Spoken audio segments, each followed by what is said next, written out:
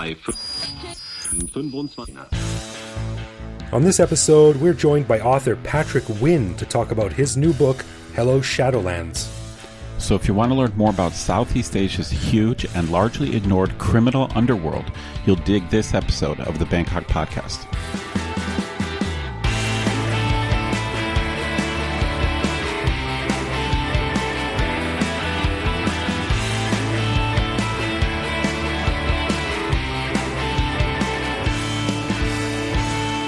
Sawadee krap, and welcome to the Bangkok Podcast.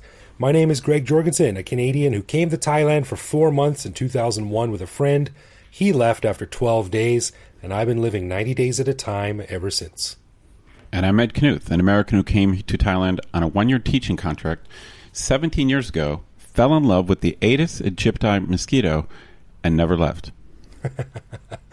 Well, I want to say a quick thank you before we begin to one of our patrons, a guy by the name of Austin Clinton, who supports the show at the show shout-out level. So stick around after we're done talking about a really great new book by author Patrick Winn to hear why Austin is banned from taking any more cooking classes in Thailand. Of course, one of the cool things patrons like Austin get is an unscripted, uncensored bonus episode every week where we talk about all kinds of things. This week was an unusual week because Greg was away and I was sick for a while. And what that means is that I just finished recording our first solo bonus show where I discussed what it's like thinking I have the flu and then having the doctor tell you, sorry, you actually have a mild form of dengue fever. Yeah, it was really interesting for me to hear because I knew nothing about it. And yeah, man, I'm glad you're all right. Sounded rough. Thanks. It was rough for a couple days. Yeah.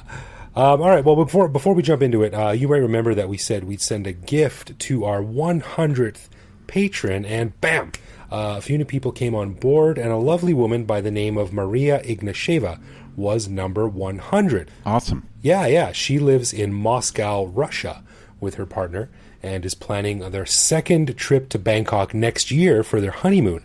So thanks very much, Maria. You are our 100th patron. A little thank you gift is on its way to you as we speak. Spasiba bolshoi. You like that? Whoa, impressive, Mr. Greg. Took me a while to learn that, but spasiba bolshoi, Maria.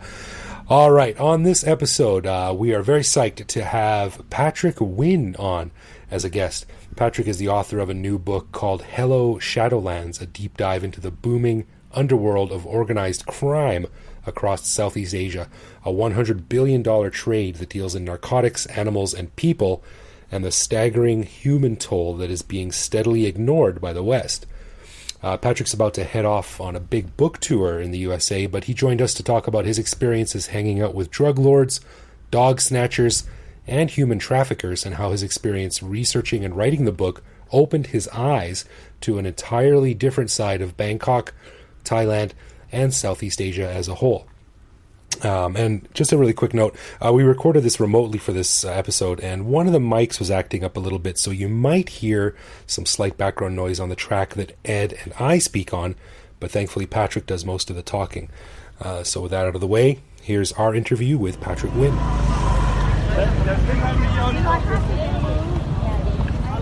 All right, we're very happy on this episode to be joined by one Mr. Patrick Winn, a long-serving journalist in Bangkok, Thailand, and surrounding area, who has come out with a really, really cool new book that's getting a lot of play, touches on some really, really interesting stuff, and we're happy to have him on to talk about it. So, Patrick, welcome back to the Bangkok Podcast. Thank you so much. Thrilled to be here.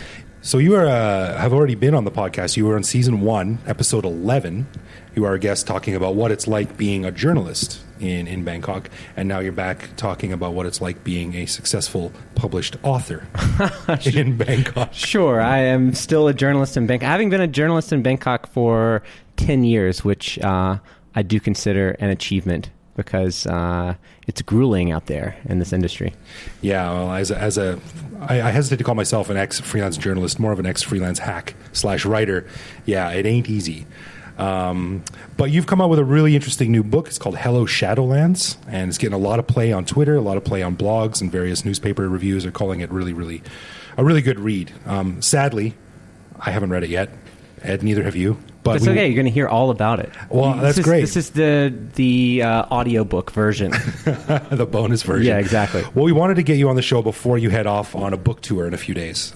So that's why you're here. But can you just sort of give us an overview of the book, what it's about, what led you to write it, and why you chose this particular thing to write about? So the book is called Hello Shadowlands, Inside the Meth Fiefdoms, Rebel Hideouts, and Bomb-Scarred Party Towns of Southeast Asia. Just rolls off the tongue. Audacious title, I know. That gives you a bit of insight into what the book is about, but it's about organized crime in Southeast Asia, crime syndicates in Southeast Asia.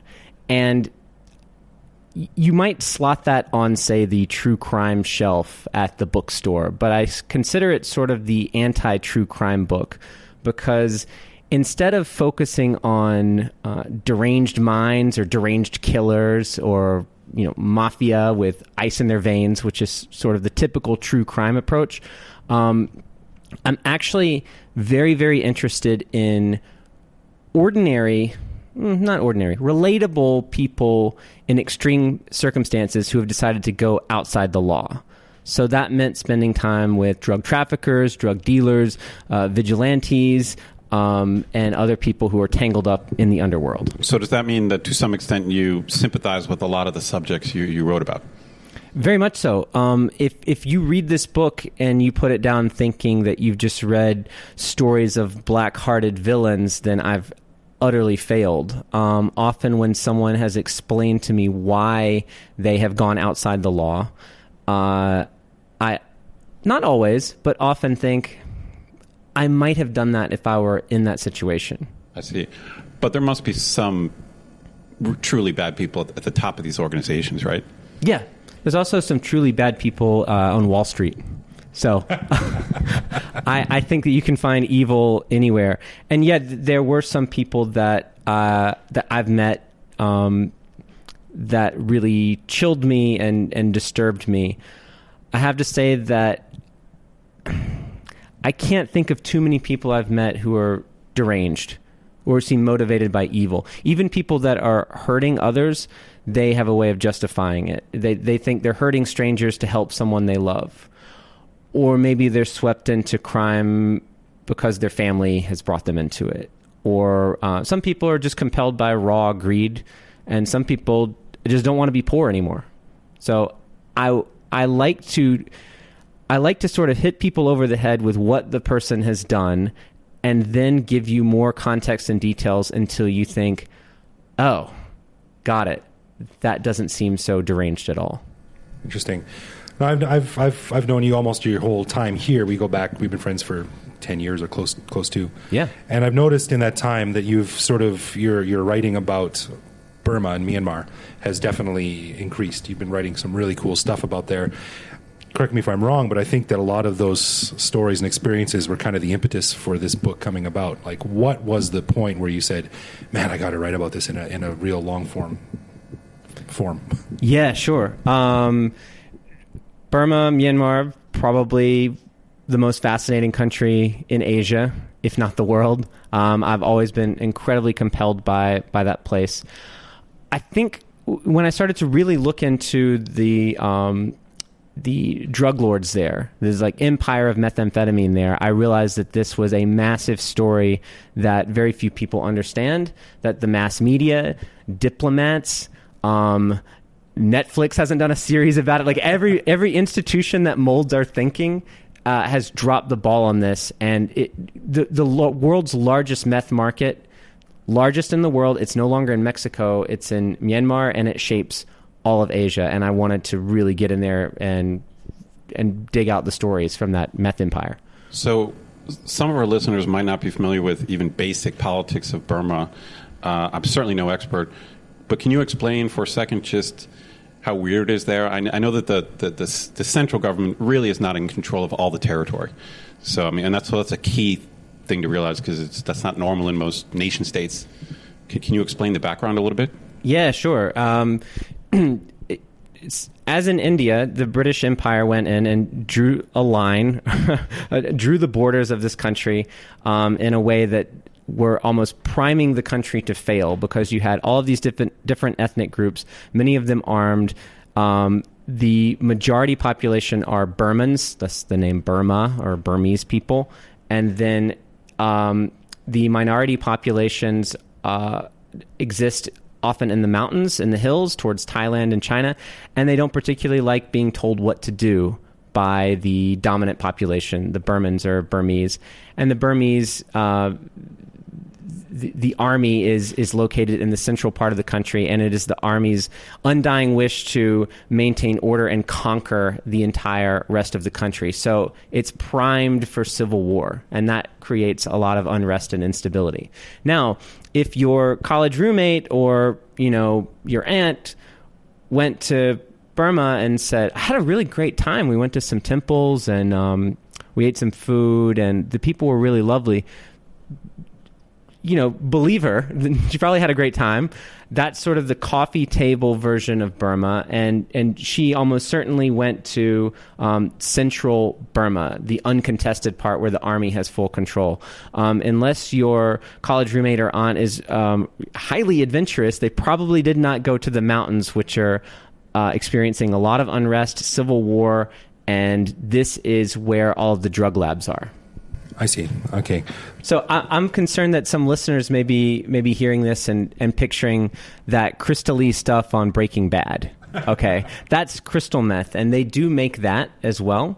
But the most popular product from the entire Southeast Asian underworld is yaba. And I think people around here kind of know what that is. These little pink pills that are about 20% methamphetamine. They're relatively inexpensive. And if you swallow one of them or smoke one of them, people describe having this like euphoric 8-hour high where everything becomes interesting. Even if you have a job where you're doing tedious labor, it's driving a taxi, stitching clothes in a factory, it becomes interesting. And so that explains the popularity. So it's essentially, this is a drug that could be used as a party drug, but most consumers would actually be regular people, is what you're saying.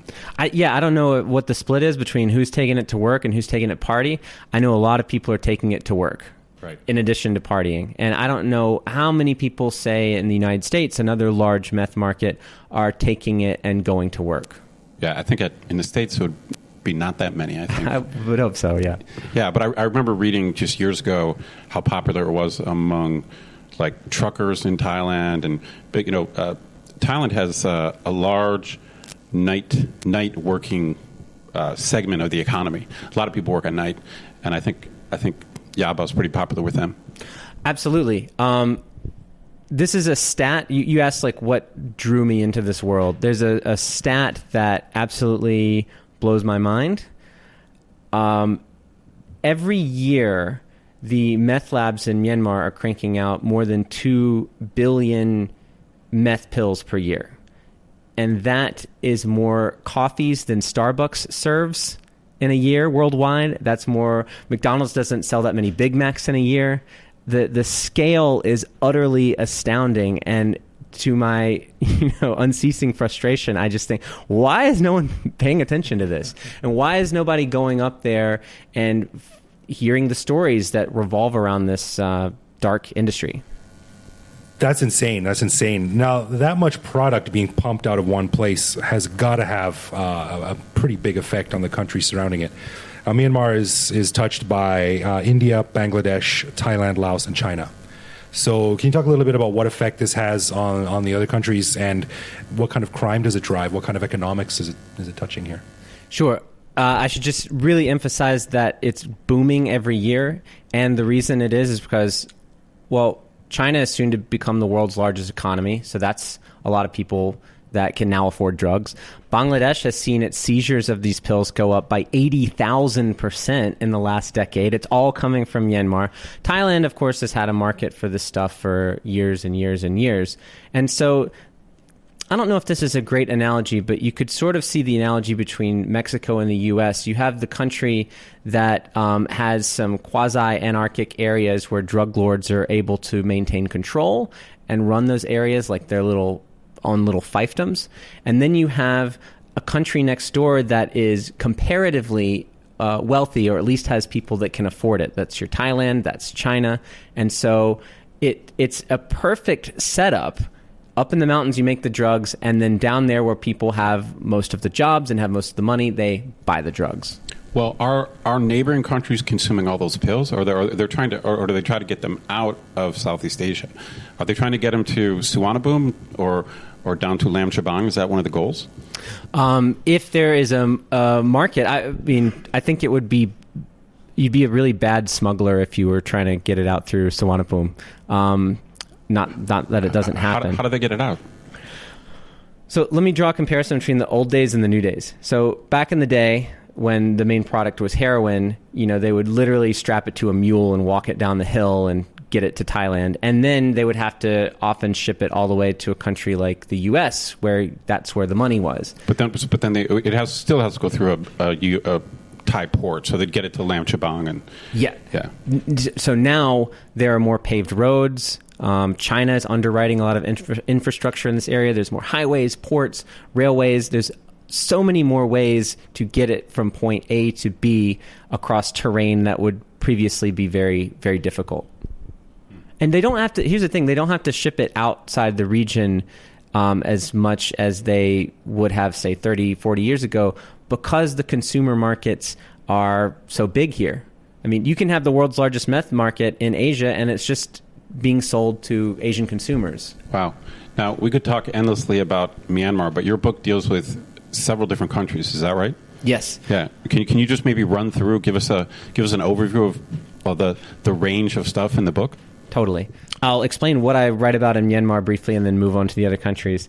In Myanmar, I went out with a group of Baptist vigilantes who, in response to the drug trade, because they're so furious that the drug trade has, polluted their native lands, these churches have put together vigilante groups that go out and drag drug users out of their house, beat them with sticks, make them, praise Jesus, and then throw them in secret detention on church property. So I actually went up there and I said, can I come along as you do this? And I joined them on a raid and essentially witnessed a kidnapping.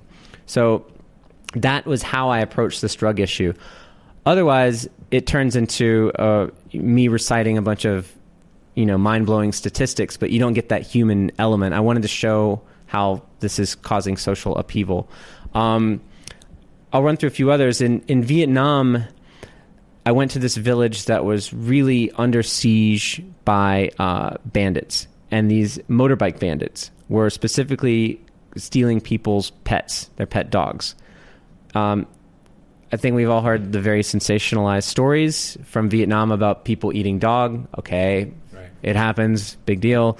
The demand for canine meat has gone up because the country has gotten more prosperous. So you just have more people who can afford it, more people buying it. But there's not enough dogs available, and there's a shortage. So you have motorbike bandits going out and stealing people's pets to make up for the shortfall. So I went to a village that was being really terrorized by these motorbike bandits and found these old Viet Cong guys who fought for the Viet Cong, who said, we know a thing or two about what it feels like to be invaded, and we don't care for it very much, and we have ways of making this stop. And they took me out to this jungly road and said, here's where we laid an ambush using techniques that we learned from the American War, fighting the South Vietnamese and the Americans, caught two of these bandits and did some things to them to send a message to the rest of the bandits, don't come to our village anymore. And I did one on an all-female crime ring in the Philippines, and some stuff on the Thai-Malaysia border as well. And okay. So the through line is that organized crime is experiencing this golden age in Southeast Asia, and I'm looking at different facets, large and small. It's funny because for when you say organized crime, most Westerners would not think of a bunch of guys on motorcycles ripping off puppies. You know what I mean? Yeah, and that's totally fair. Is the dog stealing trade in Vietnam like the beating heart of organized crime in Southeast Asia? No. Is it interesting? Yeah. So, and is the meth trade right at the beating heart of organized crime? Yes. I didn't want to write a book just about meth, though. I thought there were so many other stories about organized crime that were so worthy of telling. Well, it seems to me that a lot of this stuff it blows up and then it gets buried pretty quickly. And correct me if I'm wrong, but I mean, in Thailand here, over the past year or so, there's been these sort of kidnapping stories, people held in what could only be called concentration camps or prison camps. They were tricked into coming here with the promise of employment. You have the slavery on fishing boats. You have the drugs coming in from the north. You have the illegal wildlife trade. A lot of these stories seem to blow up, and then some sensational headlines, and then nothing. Yeah. What's up with that? And why doesn't it get more traction? Why aren't people more outraged? Why isn't it breaking through to the sort of international press more than it is? In general, Southeast Asia doesn't get the attention it deserves. It's consistently overlooked. It's treated as an afterthought by both diplomats and media. So occasionally you'll see a flare-up where the international media focuses on one of these stories, which can be very sensational, and then they forget about it where they have a more sustained focus on, say, the Middle East. Frankly, I don't think they do a very good job of covering the Middle East either, but Southeast Asia, it really is just treated as this afterthought, and it's not treated as, one of the fastest growing, biggest economies in the world where all this, economic activity, light and dark, is happening, and it's just blown off. Interesting. I'm kind of curious, do you get into any of the kind of meta questions of why is there this resurgence in organized crime? What's going on throughout Southeast Asia that would cause this? I've got a theory, but I'll hold my thought until I hear what you have to say. So, if Southeast Asia were a single country, its economy would be growing faster than every other country in the world, except for China and India. So, as that economic pie grows, the sliver, the piece, the slice that's run by crime syndicates is growing too. It's because everyone's buying more of everything. They're buying more toothpaste, and they're buying more TVs, and so they're buying more methamphetamine. So basically the growth of the middle class. Yes, and that's perhaps a boring answer, but I think that it actually is the biggest reason. Second answer that may sound boring to most people, infrastructure is actually not boring to smugglers. Like I was talking about a minute ago, it's never been easier to move stuff from A to B in Southeast Asia. Imagine 40 years ago trying to get that bundle of heroin from, say, Myanmar to the Philippines. Look at what's in your way. Mountains, jungles, right. Ocean. Now you would take a flight, and there's many more flights that you could take. So the infrastructure is allowing commerce to, swim around the region more easily, and so a portion of that is going to be illegal stuff as well. It's not the most exciting reason. I have some thoughts too on how the authoritarianism in this region kind of helps this along, and that's the more sexy reason, but it's not the main one. Okay, I was going to ask you about that, since I'm a politics guy, and in politics in Southeast Asia, the big story is kind of a backsliding from democracy back into authoritarianism. Obviously, here in Thailand, it's happened repeatedly, and several other countries just seem stuck in almost fake democracy, which really is authoritarianism, whether it's Cambodia. So you actually think that's not much of a factor? It is a factor. It is a factor. I hesitate to list it first because I think it's the reason that feels the most satisfying, but I don't think is the bigger driver. But here's how it plays into that. In authoritarian states, the type that you see in Southeast Asia, there's a lot of police impunity. So when the police have impunity, the police chief, if he has an entrepreneurial spirit, can be like, how can I make some money off this? Well, how about I invite crime rings to sort of operate under my umbrella of impunity? Sure. It's like a very fancy way of saying, why not I take money from these guys to not arrest them or to give them a heads up if I have to do some sort of phony crackdown? So that the authoritarianism means that status quo is unchanged. It means that the ruling parties of these countries I think that they're actually offshoring their personnel cost, the salaries they should be paying to cops, to the underworld because they pay them like crap. Right, of course, sure. Why do the cops show up every day? Well, because there's another source of income, and it's kickbacks and corruption. The reason I say that's not the biggest factor is I think certainly the three of us know that you can have pretty bad corruption in a democracy too. But there is, at this point, authoritarianism seems to be the way things are going, and I don't see any change coming on the horizon that would challenge that status quo. Right. This is debated heavily in political science circles. In general, the data is going to show that democracies are less corrupt in general. But a lot of times you're looking at advanced democracies in Europe and things like that. You're not really looking at fledgling kind of developing countries where there still can be tons of corruption even though you have an elected government. Absolutely. Yeah. And if Thailand will have an election next year or the next year, or it keeps getting pushed back. But when the process of going through that election is not going to make corruption disappear. I don't know. I think that the Western mind thinks that, things must be getting better. It doesn't necessarily mean things are getting better. It's a mechanism through which the odds are it's more likely to get better. Now let's talk a little bit specifically about Thailand and Bangkok. So if you've read that book, Mr. Nice by Howard Marks, which is a really, really good read about the sort of early 80s drug trade in Southeast Asia and how it affects the rest of the world. It's not as good as your book, obviously. But it's a really interesting look into back then it was heroin, like you mentioned earlier. Now you're saying it's yaba, and as we talked about earlier, it's everything from dog meat to illegal wildlife to human trafficking. Sort of how has Thailand, as arguably the richest and most prosperous country in Southeast Asia, how has that scene changed over the past few decades, and what are things looking like for the next decade? Well, if you just want to go by the stats, and you can use methamphetamine pills, yaba, as the main barometer to see how well organized crime is doing. Because as I said, it is the go-to product. It's the most popular product. It just keeps going up and up and up and up and up every single year. Thailand's market may be close to saturated. There's countries that are around Thailand that their markets aren't as developed. There may be much more room for growth, say Bangladesh or say Cambodia or something. But there's nothing on the horizon that suggests that would stop or slow down. I mean, I think as Thailand's middle class increases, you have more people that.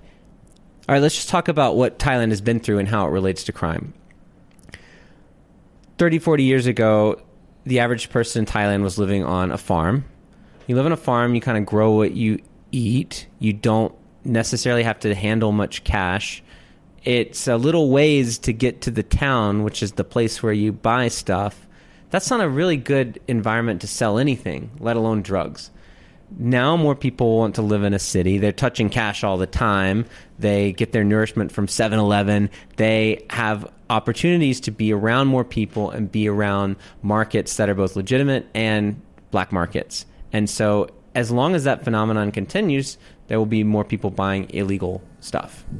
Makes sense. I was curious if you had any thoughts. I know this kind of predates your time in Thailand, but Thailand, under an elected government, tried a very serious crackdown on drugs. I'm going to go 2003, 2004, right. Approximately that time window. Now, it was an elected government acting in a very authoritarian way, but I believe it's generally considered a failure. I mean, do you have any comments on that? Yeah, absolutely. Thailand's war on drugs during the Thaksin years, great caveat. I wasn't here then, so I didn't cover it personally. Was quite popular. I think that's safe to say. People liked it. For sure. Yeah, the people loved it. Yeah. And not the people who got shot. No, they didn't. They didn't like it at all. Who got killed during that? Well, it was low-level dealers and low-level users. The people, I think, deserve the least amount of punishment, right? They're doing... The user really is the person that deserves the least amount of punishment, I think. Now you see a crazy on steroids version of that happening in the Philippines, where they've killed upwards of 10,000 people. Very similar with these like police kill squads that are totally untouchable. Low-level dealers, low-level users, a lot of poor people getting killed. So I can imagine, this question coming where people say, you say golden organized crime is in this golden age. Well, they're actually doing something about it, aren't they? I was like, no, you can still buy meth in the Philippines. Thailand had a drug war that was very violent, and we could go buy meth right now. Not suggesting that we should, right? But it doesn't work. Right. So that strong arm approach didn't work, but it hasn't stopped Duterte from trying again. Just harder. Just do it more. Yeah. Well, here's my theory on that. This is actually a shadow war or a proxy war against all the chaos and dysfunction that, say, Filipinos feel coming from their government. So you see that there's cracks in the sidewalks, or you see that there is corruption in general in your area. Duterte has tried to channel all of those very legitimate feelings towards drug users. They are the agents of chaos. They are the people that are making our country, swirl down the drain. But if we get rid of them, he said all sorts of things will happen. Foreign investment will come. The streets will be cleaned up and everything. And so they become this voodoo doll or like punching bag for all of the ills in the country. And it's very effective. It worked here. It's working in the Philippines. It's probably going to happen somewhere else in Southeast Asia. Well, it worked politically, but the problem still exists.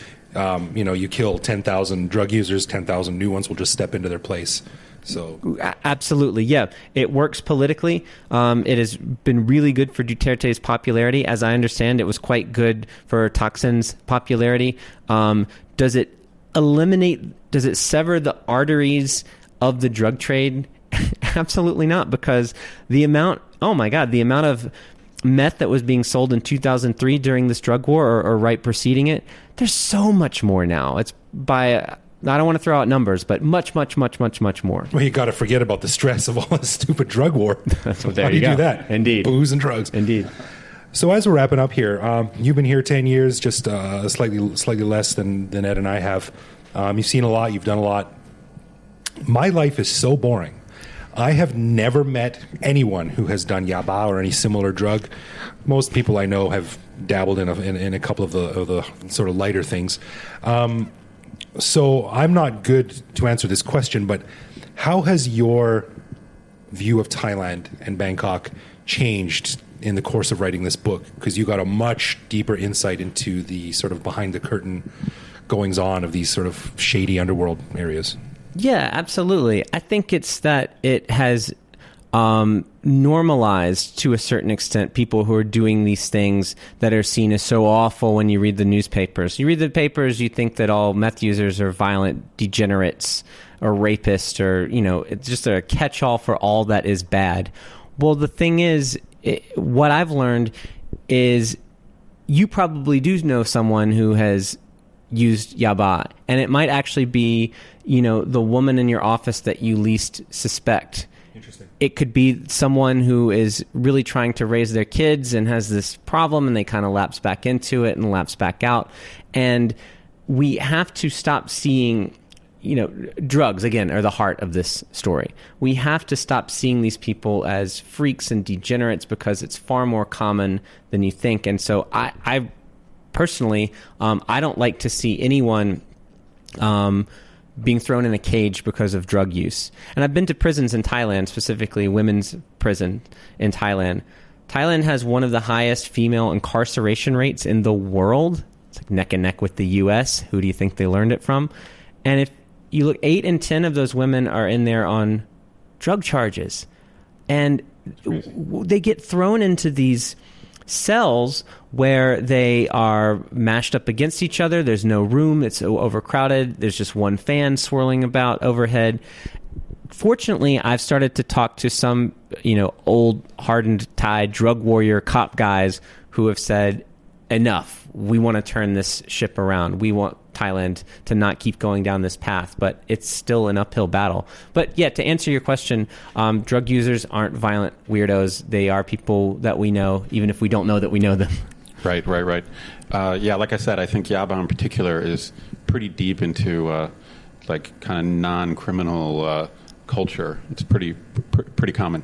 Well, I'll start off by thanking Patrick and say once again, we will have him back. There's so much more to talk about. We really appreciate it. So this is his second time here, and there will be more in the future. For sure. And thanks again for coming on, man. I have a copy on my Kindle. So does Ed. And you can buy it at Asia Books in Thailand. Hello Shadowlands is the name of the book. And you can also get it on Kindle be like Greg. Get it on Kindle. I wish people would be more like me. But they can start by buying this book. I'm really looking forward to reading it because I know your work and it's great. So I'm sure this book will also be great. Until my third appearance on the Bangkok podcast. Until then, my friend, thank you for coming on, and we'll see you again soon. Thanks.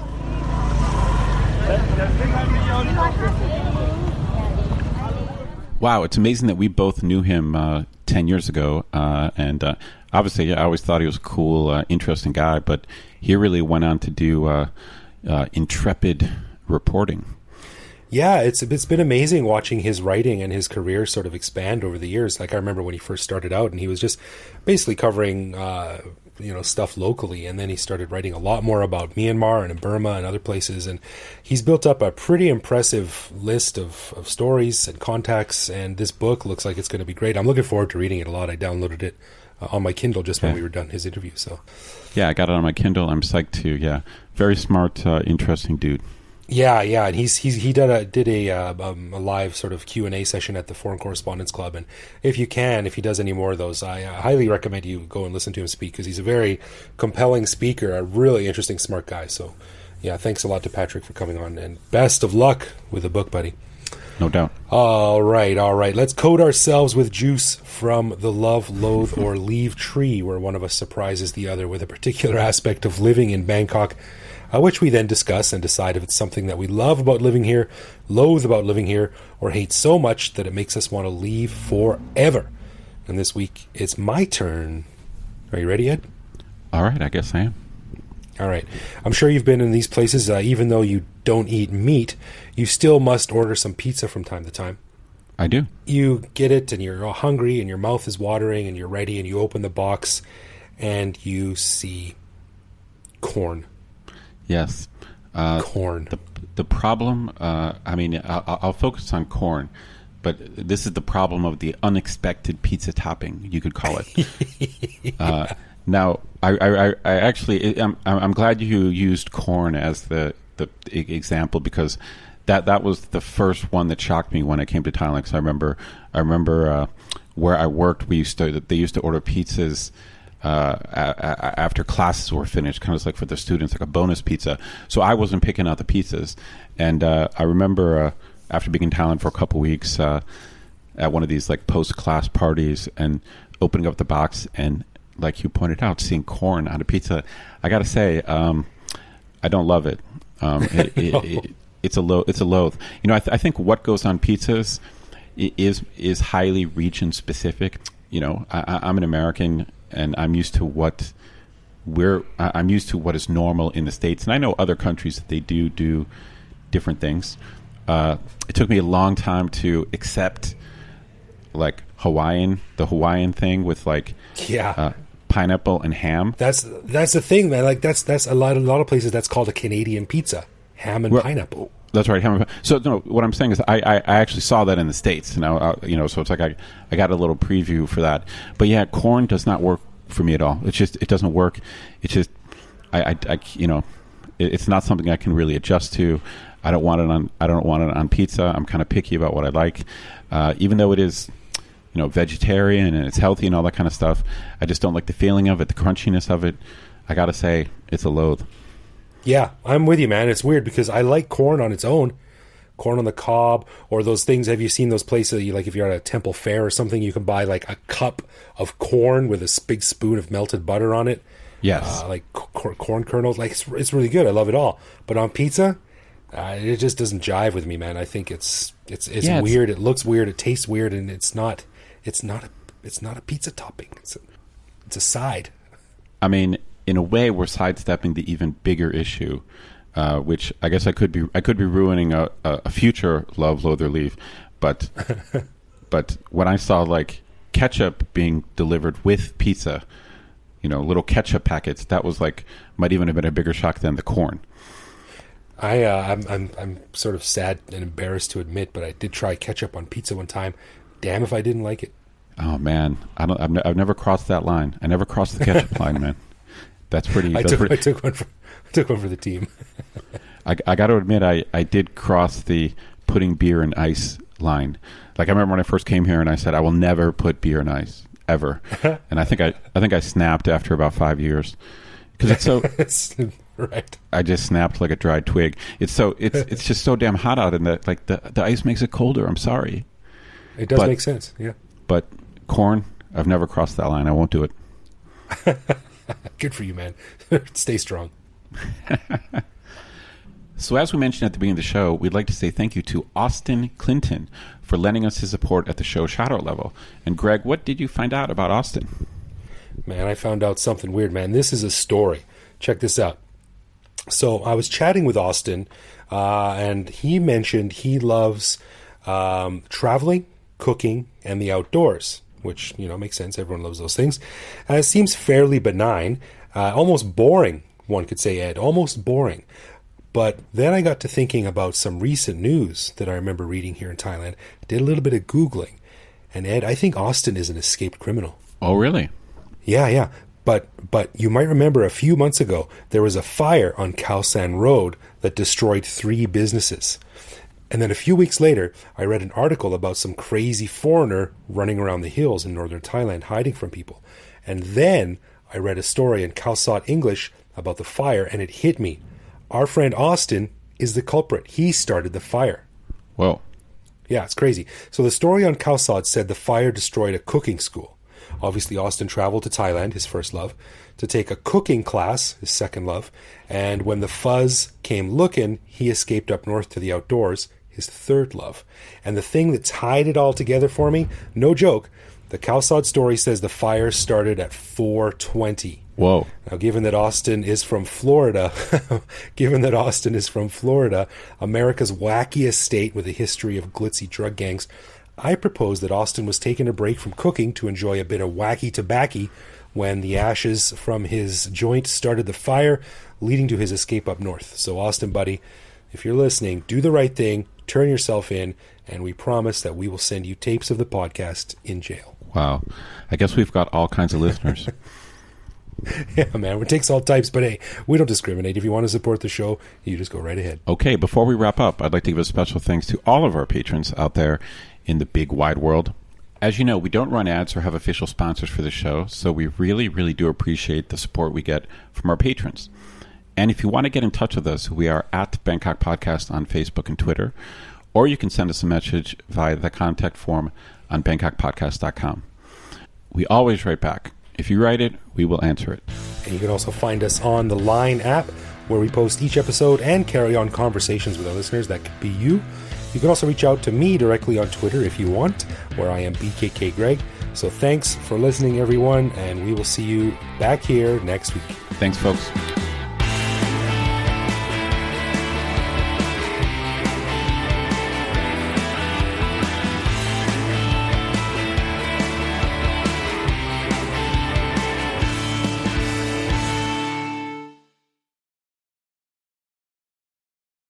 Sawadee Krab, and welcome to the Bangkok Podcast. That sucked. All right.